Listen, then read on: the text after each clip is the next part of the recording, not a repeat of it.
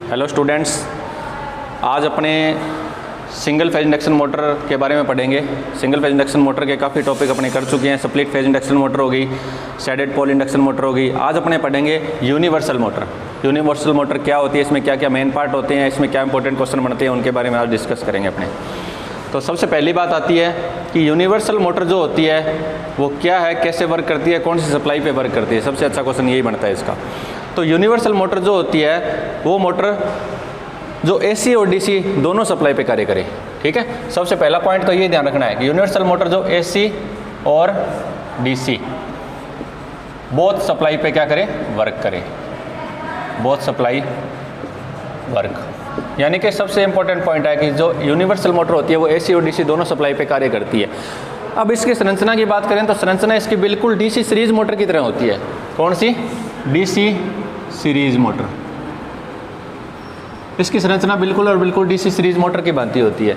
Same to same वही होती है। अब इस संरचना में देखो क्या पोल होते हैं, आर्मेचर होता है, आर्मेचर के ऊपर ये क्या लगे हुए हैं, कार्बन ब्रश। ये क्या है, carbon brushes.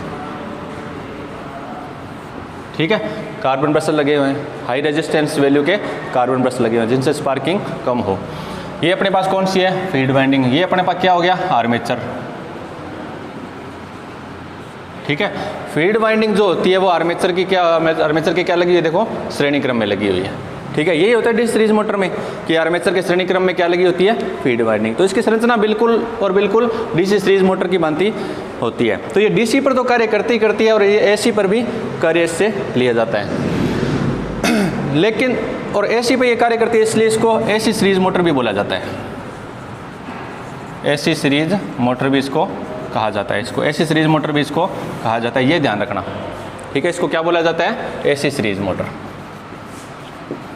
AC series motor भी इसको कहा जाता है। इसका ध्यान रखना कि एसी सीरीज मोटर बोला जाता है। अब देखो इसमें वर्किंग देखो इसकी क्या होती है, बिल्कुल जैसे डीसी सीरीज मोटर कार्य करती है वैसे कार्य करती है। जैसे फील्ड वाइंडिंग को जब सप्लाई जाएगी, ठीक है, जो फ्लक्स बनेगा उस फ्लक्स से आर्मेचर के अंदर एक ईएमएफ पैदा होगा, उससे वजह से एक टॉर्क पैदा होगा, उस टॉर्क की वजह से मोटर क्या करेगी, रोटेट करेगी। लेकिन बात आती है कि जब इसको एसी सप्लाई देंगे तो क्या प्रॉब्लम होगी। तो जब यूनिवर्सल मोटर को बनाया जाता है उसमें क्या क्या चेंजिंग करें कि ये एसी पर भी कार्य करे। अब देखो क्या क्या चेंजिंग कर सकते हैं। सबसे पहली बात तो आती है कि डीसी सप्लाई जो होती है, डीसी सप्लाई देंगे तो eddy current loss, hysteresis loss नहीं होते, क्योंकि आपको पता है डीसी सप्लाई में eddy current loss, hysteresis loss नहीं होते।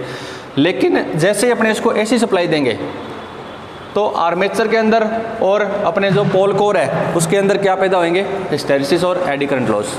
क्योंकि हिस्टैरिसीस लॉस और एडी करंट लॉस किस पे डिपेंड करते हैं, फ्रीक्वेंसी पे। तो डीसी सप्लाई में तो नहीं होंगे, जब डीसी सप्लाई देंगे तो कोई दिक्कत नहीं। लेकिन जब इसको एसी पे वर्क करवाना है अपने को, क्योंकि एसी और डीसी दोनों पे वर्क करेगी, तो एसी पे वर्क करवाना है तो इसको क्या करेंगे, जब एसी सप्लाई देंगे तो क्या क्या चेंजिंग करें इसके अंदर। जब इसको डिज़ाइन किया जाता है इसमें क्या क्या चेंजिंग की जाती है एसी पे वर्क करवाने के लिए, तो वो देखो। सबसे पहली बात आती है कि जो फील्ड कोर होती है, फील्ड कोर और आर्मेचर कोर, आर्मेचर, इनमें क्या पैदा होंगे, एक हिस्टैरिसीस लॉस और एडी करंट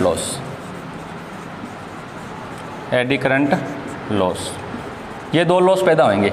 इनको दूर करने के लिए क्या करेंगे, अपने एडी करंट लॉस को दूर करने के लिए तो अपने लेमिनेट कर देंगे। लेमिनेशन किसको, जो फील्ड कोर होती है और आर्मेचर तो पहले से ही लेमिनेट होता है, लेकिन फील्ड कोर को भी अपने क्या करेंगे, फील्ड कोर और आर्मेचर कोर दोनों को क्या कर देंगे, लेमिनेट कर देंगे। ठीक है, और हिस्टैरिसीस लॉस को रिमूव करने के लिए नेचर ऑफ मटेरियल पे डिपेंड करता है, नेचर ऑफ मटेरियल। तो ऐसा मटेरियल अपने चूज करेंगे जिसमें क्या हिस्टैरिसीस लॉस कम से कम हो, ऐसा मटेरियल अपने यूज करेंगे। तो ये दो चीज़ रखना कि जो फील्ड कोर और आर्मेचर कोर होती है इनमें क्या होगा, एडी करंट लॉस को दूर करने, एडी करंट लॉस पैदा होंगे, इनको दूर करने के लिए इन दोनों को लेमिनेट किया जाता है बस। ठीक है, पहला पॉइंट तो ये था। दूसरी बात आती है और क्या प्रॉब्लम हो सकती है, रिएक्टेंस का मान भी होता है, क्योंकि ऐसी सप्लाई देंगे तो उसमें रिएक्टेंस भी पैदा होएगा। अब जब रिएक्टेंस हुआ, रिएक्टेंस की वजह से पावर फैक्टर लो हो जाएगा मोटर का, पावर फैक्टर लो। इसको सुधारने के लिए अपने क्या करेंगे ठीक है। इसको सुधारने के लिए अपने क्या करेंगे, पहला पॉइंट तो यह है कि जो फील्ड वाइंडिंग होगी अपनी फील्ड वाइंडिंग, इसमें क्या करेंगे, टर्नों की संख्या को क्या कर देंगे, कम कर देंगे। टर्नों की संख्या को क्या करेंगे, कम। टर्नों की संख्या क्या करेंगे, कम कर देंगे और मोटे तार यूज़ करेंगे। नंबर एक बात तो ठीक है, यानी कि जो ये फील्ड वाइंडिंग अपने यूज़ करेंगे तो क्या करेंगे, इसमें फील्ड वाइंडिंग टर्नों की संख्या क्या कर देंगे, कम कर देंगे और मोटे तारों को यूज़ कर देंगे। उसी तरीके से आर्मेचर वाइंडिंग जो होगी, आर्मेचर वाइंडिंग जो होगी उसमें क्या करेंगे, इसमें टर्नों की संख्या को क्या कर देंगे, बढ़ा देंगे।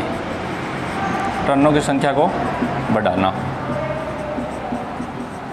टर्नों की संख्या क्या करेंगे, बढ़ाएंगे।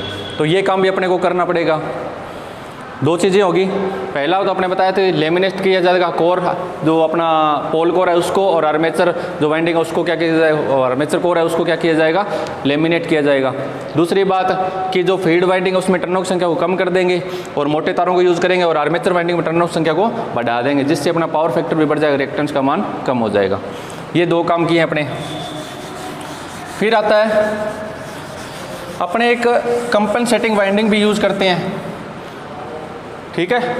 ये रिकम्पनसेटिंग वाइंडिंग, हमेशा पोल जो होते हैं अपने पोल को उसके अंदर इसको स्थापित किया जाता है कंपनसेटिंग वाइंडिंग, और कंपनसेटिंग वाइंडिंग हमेशा आर्मेचर के श्रेणी क्रम में ही लगाई जाती है, ठीक है। तो कंपनसेटिंग वाइंडिंग का यूज़ करेंगे।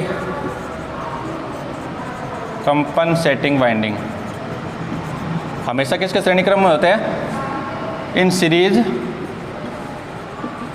Series with armature. आर्मेचर के इसमें सीरीज में लगाया जाता है। ये क्या करेगी, इसमें बनने वाला जो आर्मेचर रिएक्शन है उसको रिमूव करेगी। जो आर्मेचर रिएक्शन होगी उसमें आर्मेचर रिएक्शन को कम करेगी, ठीक है, आर्मेचर रिएक्शन को रिमूव करेगी, ठीक है। कंपनसेटिंग वाइंडिंग यूज़ करते हैं। एक पॉइंट ये भी है कि जो कार्बन ब्रश है अपने यूज़ करते हैं, हाई कार्बन रेजिस्टेंस वाले कार्बन ब्रश यूज़ करते हैं, ठीक है, जिससे इनके बीच में क्या होगी, स्पार्किंग कम से कम होगी। तो ये दो तीन पॉइंट है जो अपने को याद रखने पड़ेंगे कि जैसे जो डीसी सप्लाई जो यूनिवर्सल मोटर होती है वो एसी डीसी दोनों पे वर्क करती है। तो जब इसको एसी पे वर्क करवाना होता है, ठीक है, एसी पे वर्क कराना, तो ये चेंजिंग इसमें जब इसको डिज़ाइन करेंगे अपने, जब इसको बनाएंगे तो ये चेंजिंग करके इसको बनाया जाता है ताकि ये एसी और डीसी दोनों पे सुगमता से वर्क करे, किसी प्रकार की कोई लॉसेज ना हो, किसी प्रकार की कोई दिक्कत ना हो। डीसी पे तो वर्क करती है, एसी पे वर्क करने के लिए ये 3-4 पॉइंट जो मैंने आपको बताया ये चेंजिंग की जाती है, इनको आपने याद रखना है। जैसे फील्ड वाइंडिंग और फील्ड कोर पोल कोर और आर्मेचर कोर जो होते हैं उनको लेमिनेट किया जाता है ताकि एडी करंट हिस्टैरिसीस लॉसेज को दूर करने के लिए, ठीक है। और इसके बाद अपने बताया था कि रिएक्टेंस का मान ज़्यादा हो जाता है एसी में, रिएक्टेंस को कम करने के लिए, पावर फैक्टर को बढ़ाने के लिए अपने क्या करते हैं, जो फील्ड वाइंडिंग होती है, ठीक है, इसमें टर्नों की संख्या को कम कर दिया जाता है, मोटे तार यूज़ करते हैं, आर्मेचर में टर्नों की संख्या को बढ़ा दिया जाता है। तीसरा मैंने बताया था कि कंपनसेटिंग वाइंडिंग हमेशा सीरीज में होती है, किसके, आर्मेचर के। एक डायग्राम बना देता हूँ मैं आपको इसका।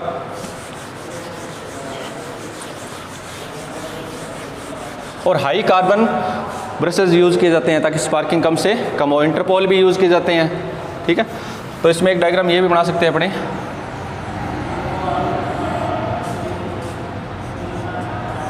ये अपने पास आर्मेचर हो गया, ये अपने पास क्या होगी, कंपनसेटिंग वाइंडिंग होगी। यहाँ क्या देंगे अपने, single phase AC supply, single phase supply. ये कौन सी वाइंडिंग है, ये फील्ड वाइंडिंग होगी। ये अपना आर्मेचर हो गया, ये अपनी कौन सी होगी, कंपनसेटिंग वाइंडिंग।